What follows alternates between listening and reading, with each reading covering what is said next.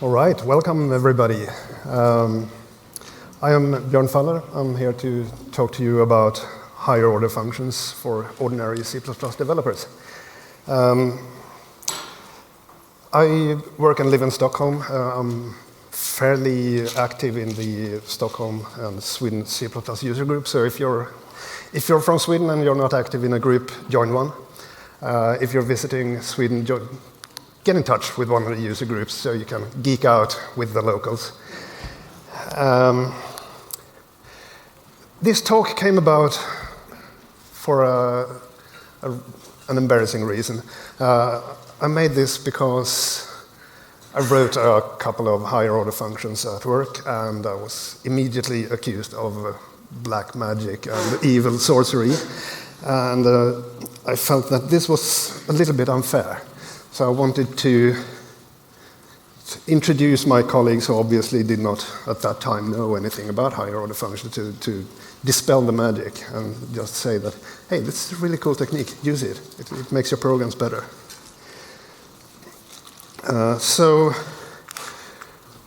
what I'm going to do today is I'll just very, very briefly first give you an introduction to higher order functions. Then I'm going into an example that I'll expand more and more and more, sort of into insanity. Sorry about that. I'll talk a little bit about optional, and then at the end talk about overload sets. So, without further ado, definition of a higher order function. I copy-pasted this from the Haskell documentation, so it really should have some homeopathic memory of super truth to it. So let that sink in for a moment and think, have any of you used higher order functions according to this definition? Almost all of you, two-thirds at least. How many of you have written higher order functions? Oh, roughly the same, cool. So a higher order function is a function that takes our functions as arguments or returns functions. I should say throughout this talk, whenever I say function, I actually mean anything that is callable. So it can be a function pointer, it can be an object with a function call operator, it can be a lambda, very often it's a lambda, or it can actually be a function. So let's dive into some code. We have some piece in a function somewhere that just wants to check that if none of the values in the vector v are 0, then we do something. So none of here, the standard function, none of is a higher order function because it takes a function, a callable, a lambda in this case. So for those of you who did not raise your hand about having written higher order functions, here's how we can write one. This is a typical example. None of is a template. And the interesting part is the predicate here. That is, we just take it as a template parameter and we assume that it is possible to call it. If you want to go insane with really clever sphinite trickery to get better compilation error messages or whatever, sure, by all means. But the standard library doesn't, so why overdo it? So we see we loop through the range, call the predicate with the value, and if the predicate matches, we return false, because then obviously at least one value did match. And if we get through the entire range without the predicate triggering, we return true. So it's not particularly difficult to understand code. So now you have seen how to write a trivial higher order function. So we expand our code. Somewhere further down, we see that as long as there is at least one value in the vector that is equal to num, we keep looping. And I'm super annoyed with this code. Can everyone guess what annoys me? Capture complexity? No. Those are not. Sorry? Readability. Readability, yeah, in a sense. That's a good change inside the Sorry, can you repeat? Can the vector v change in the while loop? That is not the intention. That is not the problem here. The while outside any off? The while outside any off. No. It's actually highlighted in boldface what I'm annoyed with. These are pretty much the same lambda that I'm repeating twice. Keeps instantiating new objects. So that is not really a problem, but I'm repeating the same thing. Performance? No. It's a repetition. I'm repeating the same code. That is what I'm annoyed with. I will show you about performance later. Don't worry. We'll revisit that. So what can we do to reduce the code duplication? So let's remove the clutter. How can we do something with this to make it possible to reduce the code repetition? You can create the lambda by another lambda. Create the lambda by another lambda. Yeah, very good. I actually use a function, but you could use a lambda instead. Sure, absolutely. So now we have a function that named e equals. It takes a number and returns a lambda. Use the auto-return type that came in C++ 14. Actually, that is the key takeaway from this talk. If you don't remember anything else, remember, use auto-return type to return lambdas. If you remember that, you're pretty much at home dry.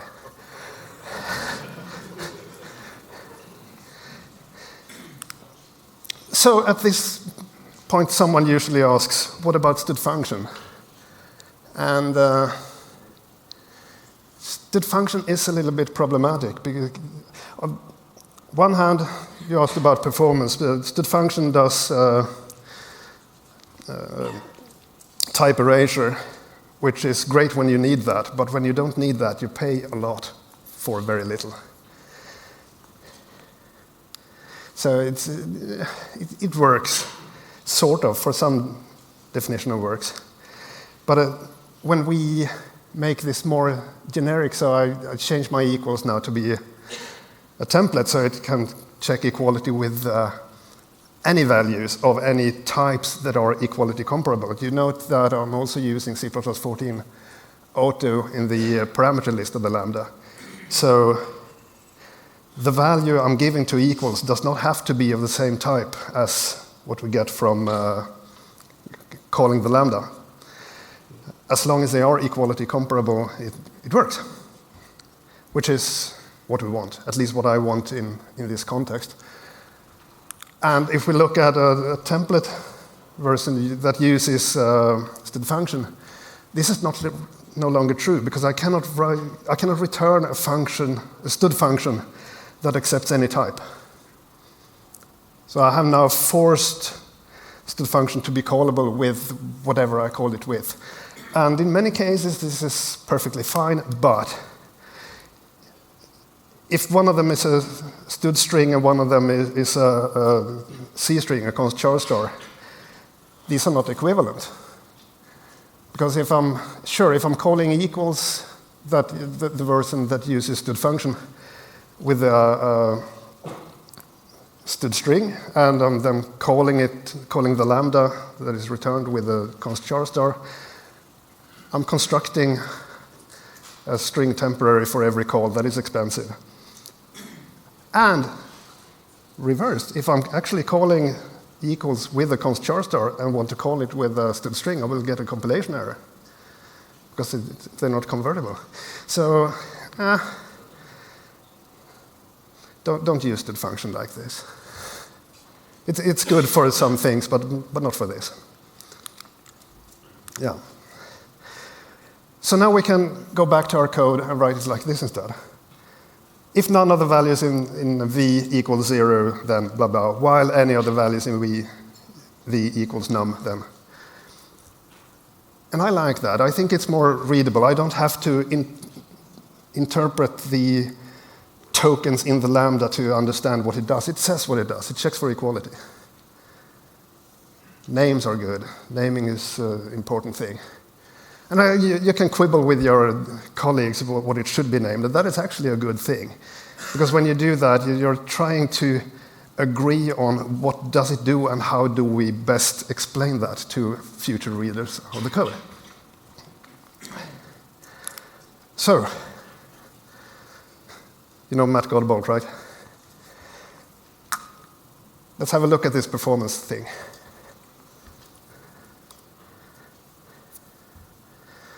So here we have any of my home-written version of it. And we have this equals, and I have some function that just returns if a value is equal. So we can see here the generated assembly code is pretty much ideal. We get begin and end, check if they are equal. If they are equal, we're done.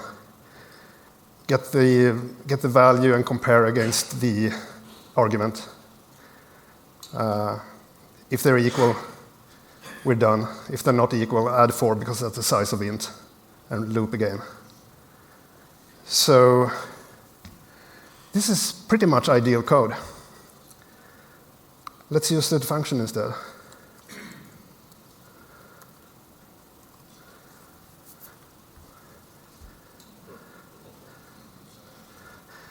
I'm not going to go through that, I promise.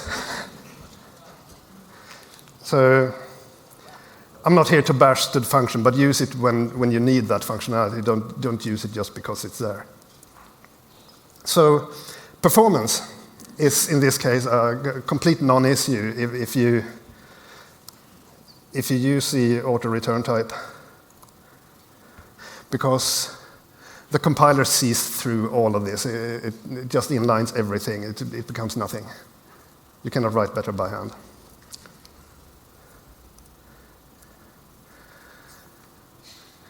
Questions on this before I go on, because this is sort of the basis that the rest of the presentation builds on. Right. So this was an extremely brief introduction. So let's go into the gradually expanding example. When I wrote this presentation, I was working for NetInsight in Stockholm. NetInsight makes networking equipment, so it's embedded systems code. And in the networking equipment, you deal with things like IP addresses, interfaces, whatever. So these examples are based on that.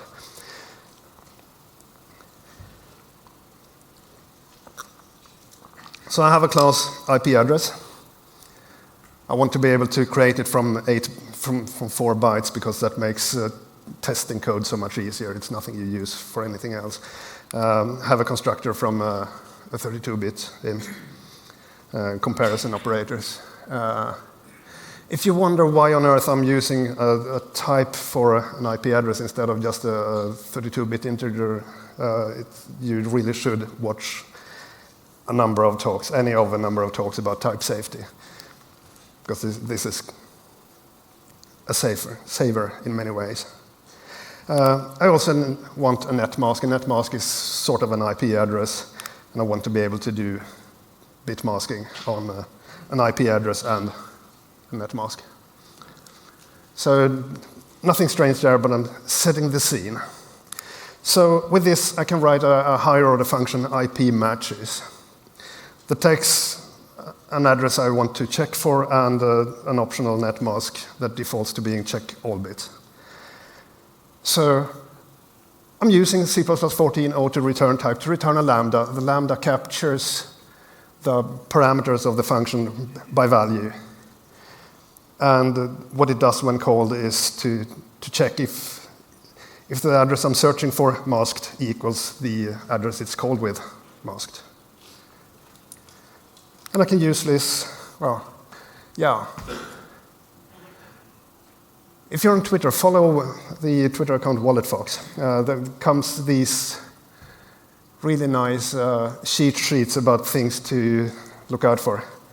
In this case, it's really think about how your lambda captures its parameters. So if you have a higher order function that accepts parameters by value, you really, really, really want your lambda to capture those parameters by value. Otherwise, you get a bomb. So don't do that. Unfortunately, compilers are notoriously bad at warning for that mistake. But now you heard the warning. So I can use this like in the vector remove if IP matches the 192.168 subnetwork. Reasonably readable code, in my opinion. And then we go on. I want an IP interface. An IP interface has a state. This is obviously super simplified compared to a normal networking equipment, but just sort of getting something there. So it can be on and off. I can set the state. I can query the state. Setting the state is forward declared because it's a huge function that definitely talks to the IP stack, maybe even talks to the hardware depending on the kind of system you're on. But querying the state we can do inline. I just mirror the state. I can ask for its address, its net mask, its gateway address. These are good things to have.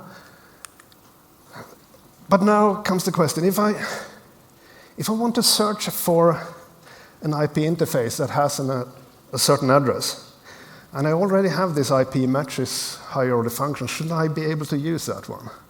It feels like a natural thing.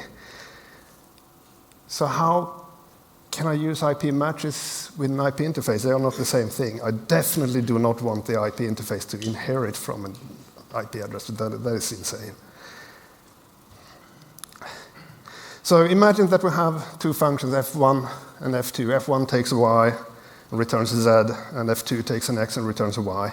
Then I want to be able to compose them, create a new function, fx, that returns a z, by calling f1 with the result of calling f2 of x. So this is a very generic thing. So if we see that f1 is this IP matches that we saw earlier, and I can write a new function, select address, it takes an IP interface and returns the address. Then if you substitute them, you will see that f of x will become call IP matches of the result of calling select address on an IP interface. Good, that is what we want. How difficult is it to write such a horrible higher order function? Not very. So we take the two functions, f1 and f2, as templates because we don't know what they are, by value, and we use, again, the C++14 auto-return type to return a lambda that captures f1 and f2 by value. And when called with some x that we don't know what it is, we return the result of calling f1 with f2 of x. Really that simple. So then we can do our search. Find if interfaces begin and the compose of IP matches 102.168.1.1 and select address. But why stop there? This is something that is probably occurring now and then. So, yeah, okay, select address, trivial function. We can make another higher order function that creates this composition for it, give it a new name, address matches, IP address and the net mask, returns this composition of IP matches and select address, and we can use that one instead.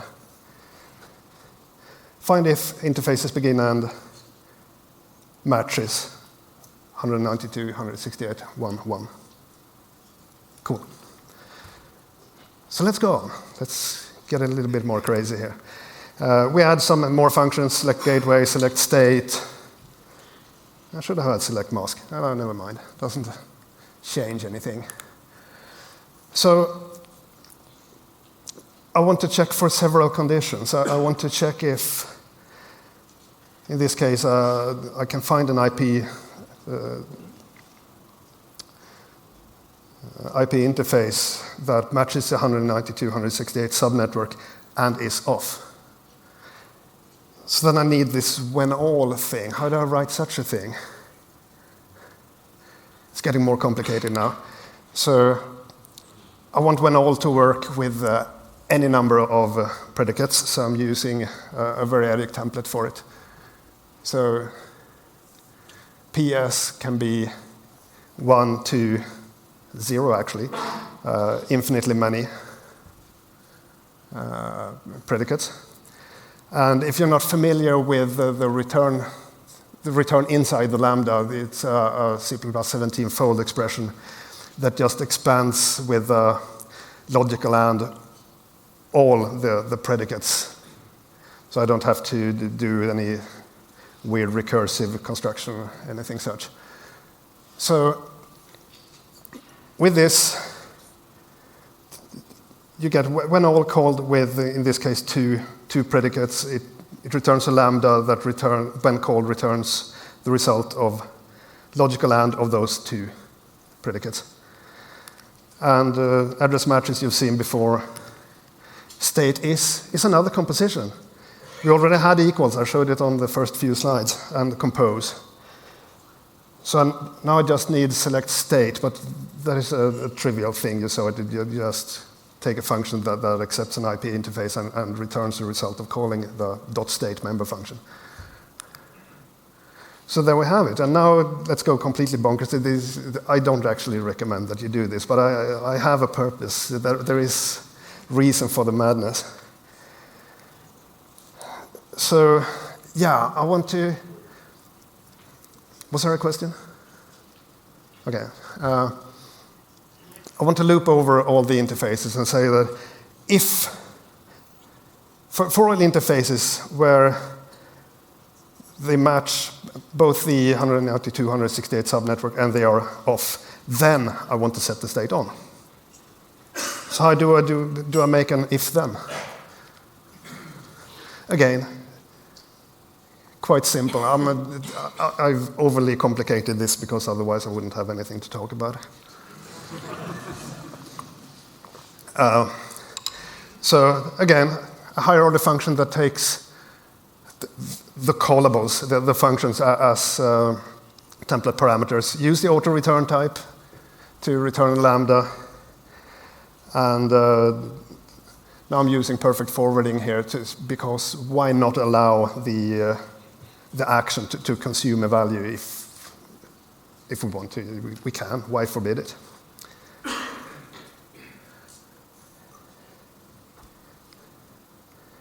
And set state.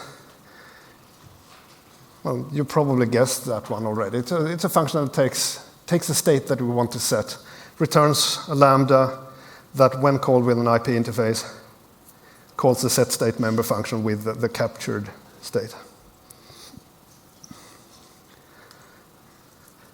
So, how expensive do you think this is? No one dares to guess anything.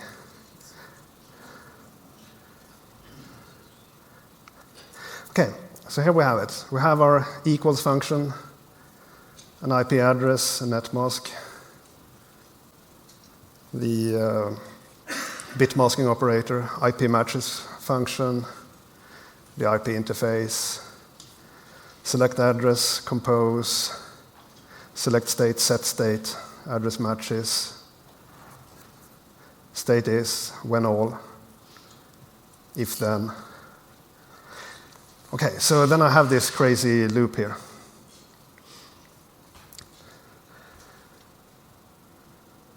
So let's follow the assembly. It's not super long. It's quite readable. Quite readable. So it's large enough that we need to push registers on the stack. But we get begin end. If they're equal, we're already done.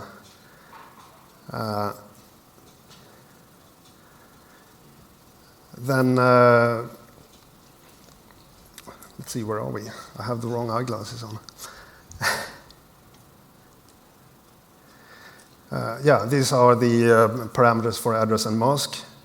We do a test with the masked value. If they don't match, we add 16 because that's the size of the IP interface, and we go back in the loop unless we have reached the end. Otherwise, if they did match, we check the off state and call set state when this matched. Yeah, I missed that one. And then pop the stack and we're done.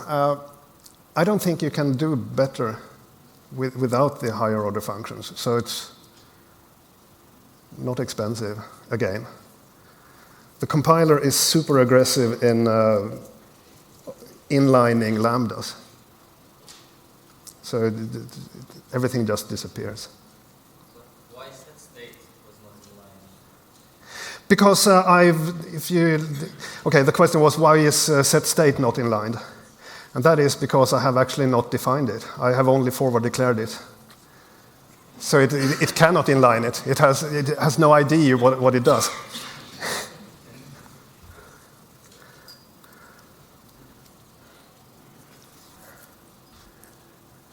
So, are you afraid of using higher order functions in your code now? Yes? Can we run that in the debugger? In this case, I don't know if you saw it. I used the -03 to remove everything to get perfect optimization. It's actually not difficult. Sorry, the question was, can I run this in a debugger? If you compile with low optimization setting and debug symbol generation, yeah, sure, it's absolutely no problem. The only hassle has nothing to do with the higher order functions. It has to do with debugging, stepping into the standard library, because that's not a lot of fun. I'm afraid of that.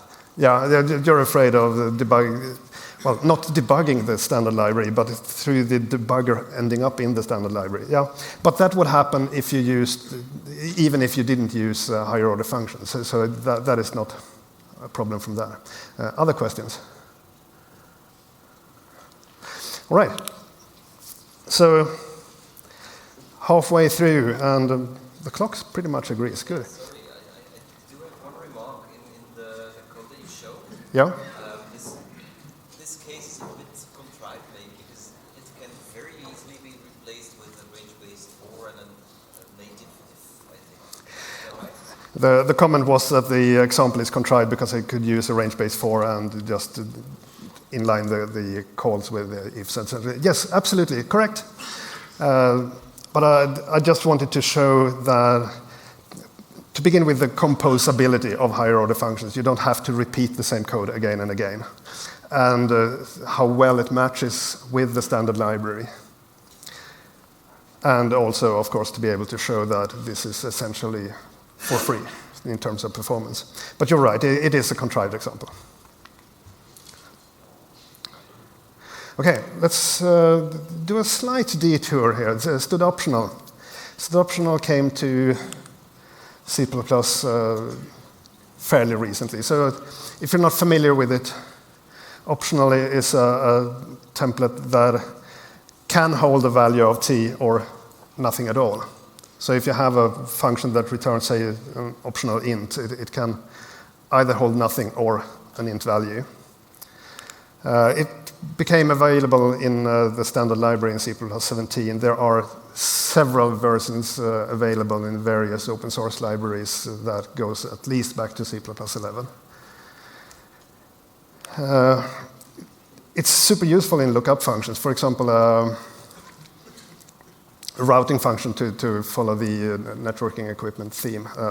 Give me the route for this address, and you either get a route or you say, sorry, I have no idea. So this is useful. A thing to watch out for is that T must not be a reference type. The standard explicitly disallows that. This is really just a minor inconvenience because you can let T be a std reference wrapper. Then you have essentially created an optional reference. It's a few more characters to write, but.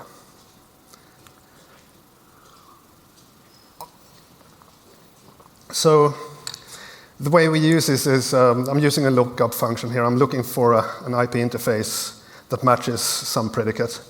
And here I'm returning an optional with std reference wrapper. So I can tell to the caller whether I did find any, and if then it can use it, or I say, sorry, I did not find any.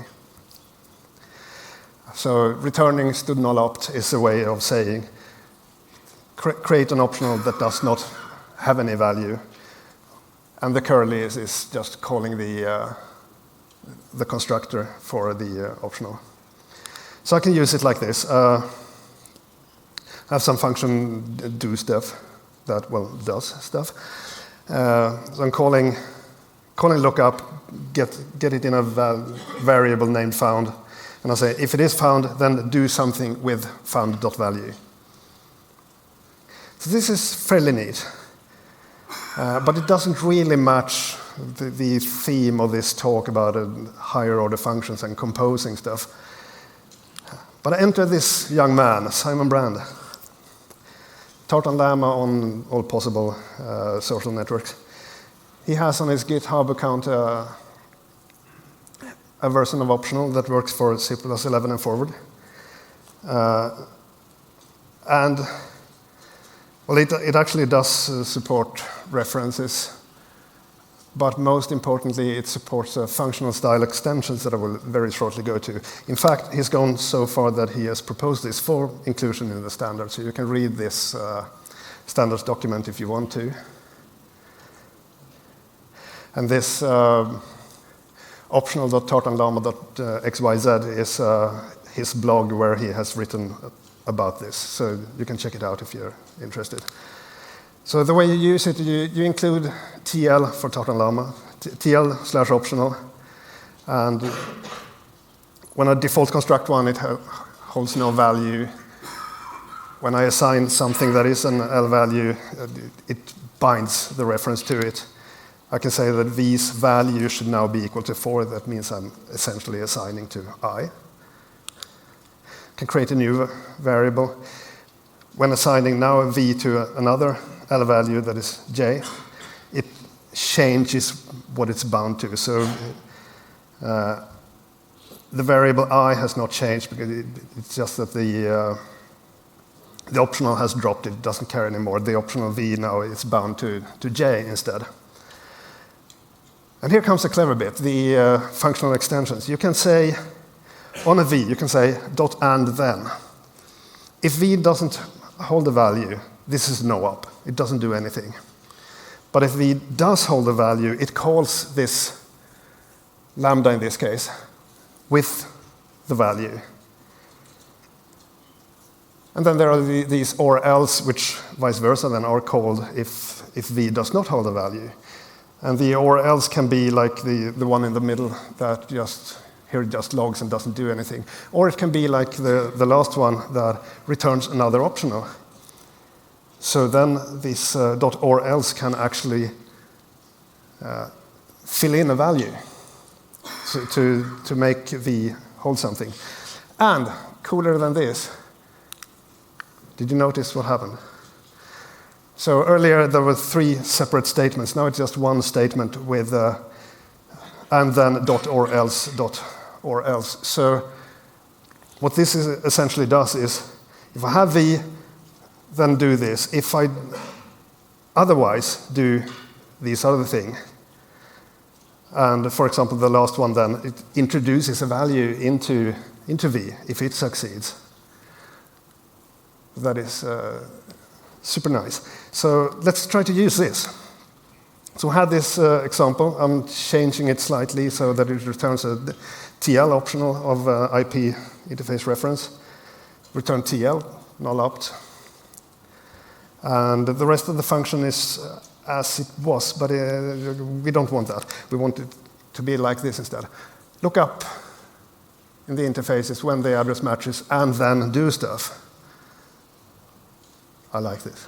I like this very much. So we can, for example, say, and then set the state. Or else say that we failed. So let's have a look at this.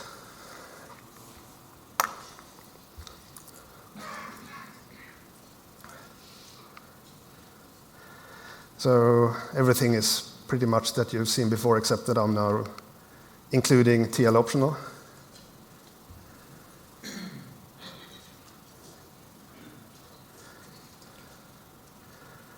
And here we have the lookup function that you saw, and we do all these things. The difference here in the slide, compared to the slide, is that I'm calling stud puts instead of OStream, because including OStream and do stuff makes the assembly gigantic compared to calling stud puts, which really just does this. So let's try to follow this.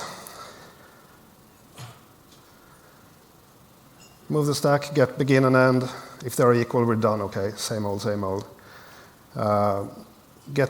Compare with 192, 168, 11. If equal, jump to 4, where we check if we had gotten to the end. And then, actually, there is, I would say, a compiler optimizer problem here. It compares.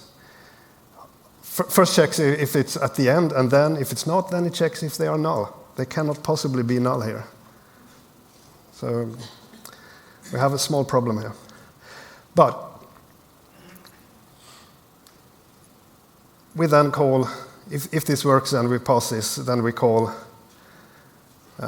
set state with 0. Otherwise, we call put. So in this case, we actually saw a slight performance degradation with an unnecessary null check that I don't really know what it comes from, but probably because this optional with a reference is implemented with the pointer and it uses null to indicate that it isn't referring to anything. But I think this is a really neat way of writing code, these and then or else continuation. Another scenario for the same thing is, say, look up this or else create it and then do stuff.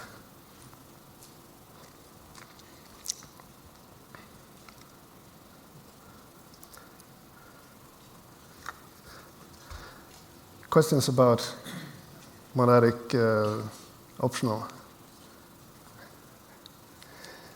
Okay, so now we get to the hairy part of the presentation. Managing overload sets.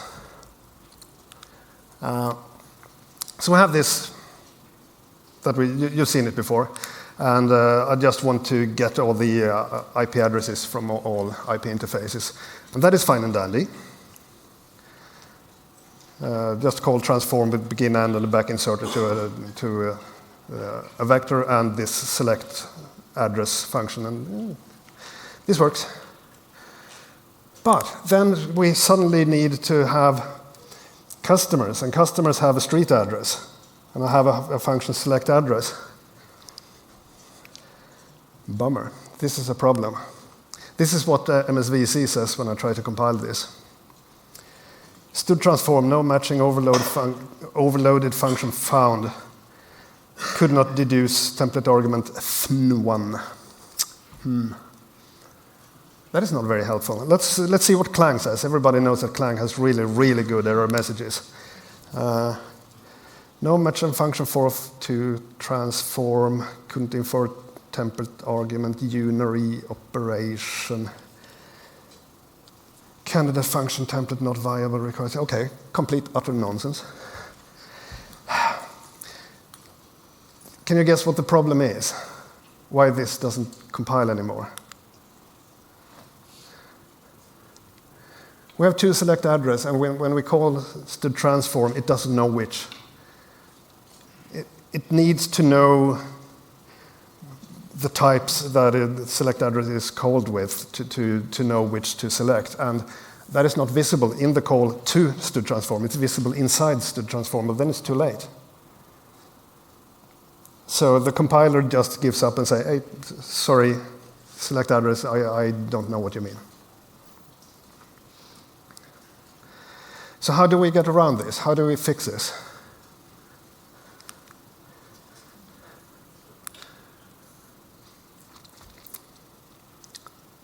Ready for some really hairy C++ code now?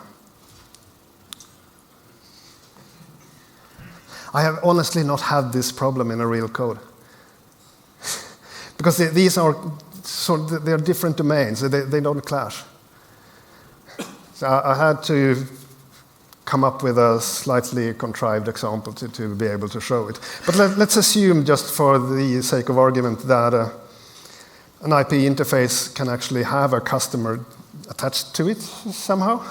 Then it makes sense to have these visible in the same functions.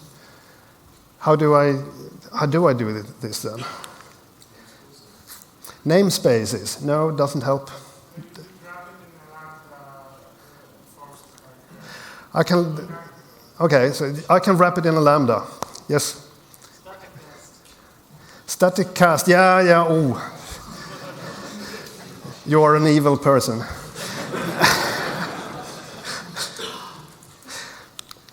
No, actually, wrap it in a lambda. But why not just use a lambda in the first place? Yeah, that is an excellent suggestion. Use a lambda in the first place, don't use functions. Sure, absolutely. Except that you cannot overload lambdas. So you would have one lambda that is callable with something, and then you do if const expr inside it to do different things depending on the types. No, that doesn't sound very good. No, we don't want that. But yeah, you could. I actually had that as a slide earlier, but I decided to scrap it because it just complicated matters for no reason. But yeah, you could write one select address that actually does this and dispatches to the actual implementations of the different select addresses. But I think it just complicates matters for very little gain. But you can do that. But this works because now the lambda is one thing that is callable. So there is no ambiguity. There's no problem for what we're sending to transform. And I think this is okay occasionally. It becomes cumbersome if you need it frequently. It annoys me, these tiny lambdas that you repeat the same over and over. What we can do is, horror of horrors, you can rely on the preprocessor.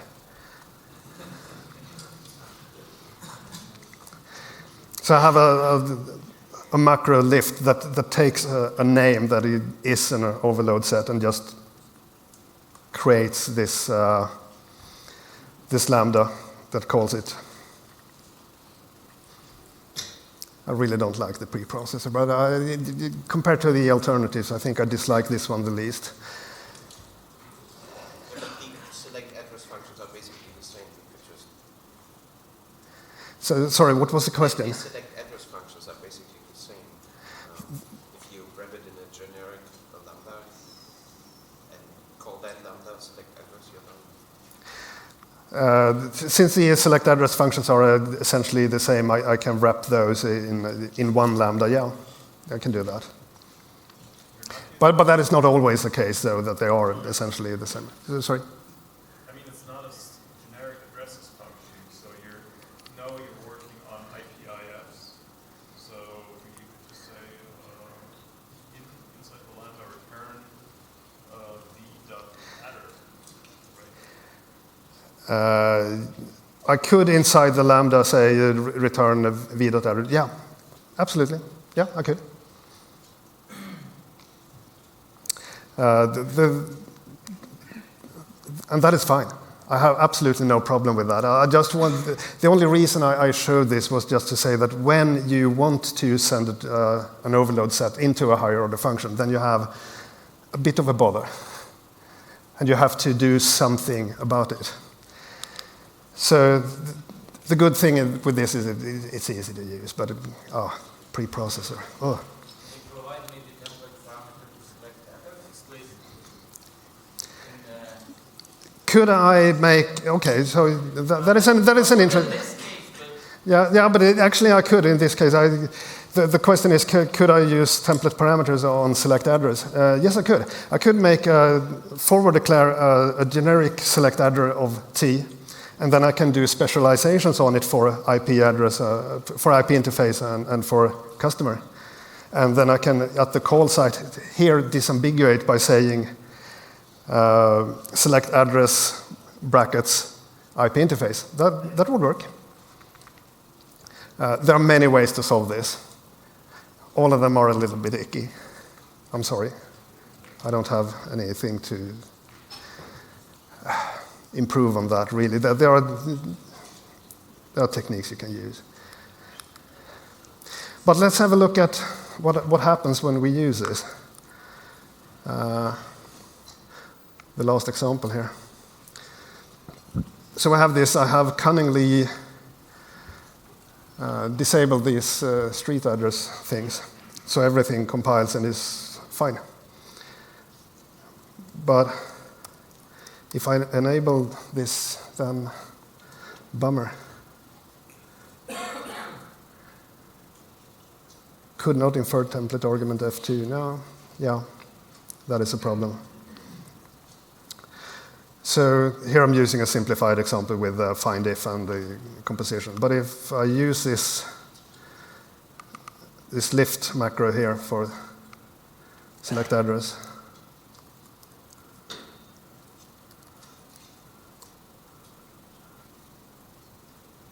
huh? Oh, missing one. It works again. And it doesn't produce any worse code, so we have at least not paid anything in terms of performance for doing this lifting. But this is not very satisfactory, I think. I'm pretty much done now, so gone through all of these. So what we have seen is I've introduced a number of extremely generic functions like e equals compose, if then, when all, etc., and this ugly lift macro. And then we have some functions that are specific to the domain, these IP matches select address, and the domain-specific compositions like state is. I'm embarrassed to say that it wasn't until I wrote an earlier version of this presentation that it occurred to me at all that the ones on the left are completely generic functions that belong in a library. So I scouted the internet for a library that does this, because obviously there is one. And to my surprise, I didn't find any. I presume that is because I'm not very good at web searching. Regardless, I wrote one. If you want to use this, be careful. It's a compiler bug magnet, because I went a little bit insane. So everything is const expert and does perfect forwarding and does the right thing with no throw and so on, and a variadic number of arguments, and it's a mess. Many compilers don't like this. But you can try it if you want to. But that was true then, because something happened between writing this and now, and that is Boost. Boost 1.67 was released in April, and it includes the library Boost half higher order functions. Boost is more modern now. It has 168, but Boost half is still there, so why not have a look at that? What surprises me when I'm looking at Boost half and compared to my extremely tiny lift library is that the intersection is extremely small. Actually, the only thing that is in common between the two is compose. I don't know why that is, but that is the case. Otherwise, as you saw, the functions that are used are simple to write, unless you go insane like I did. So it's not a big job to create your own if you need to. So, takeaway message.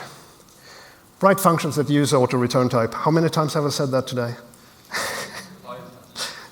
Yeah. That is the key takeaway message. Write functions that use the auto-return type to return lambdas. Write functions that access and modify your state. And compose functions and give names to functions and disagree with your colleagues about those names. And the proposed functional extensions to optional are, in my opinion, amazing, and I want to see them now. There's also, Simon Brand has an expected also. Expected is optional with a little bit more. The optional says, here's a T or nothing, whereas expected says, here's a T or an excuse. E means excuse. It's sorry, I couldn't give you a T because something. And this removes the need for a lot of conditionals. You just use these and then or else, etc. It's really nice. And as we saw just a couple of minutes ago, overloads can... It's not a big deal, but it's ugly. If you find this interesting, I recommend that you check out Toby Alsop's talk from Pacific C++ Surfacing and Composition. He goes into a lot more depth. It's a really good one. Simon Brand's Overloading, the bane of all higher order functions, where he also talks about some proposals to the standard, to how to solve this problem. And Boost and my library. And not least Ivan's book. Ivan's sitting here and looking very embarrassed right now. But it's an extremely good book. Read it. It contains so much more than what I told you, and it's very easy to read. So get it. And that was it. Here's how you can find me if you want to. Thank you for your attention.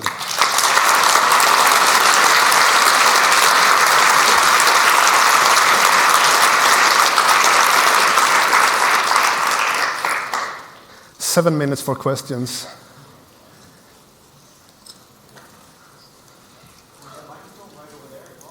Yeah, there's a microphone in the middle of the room.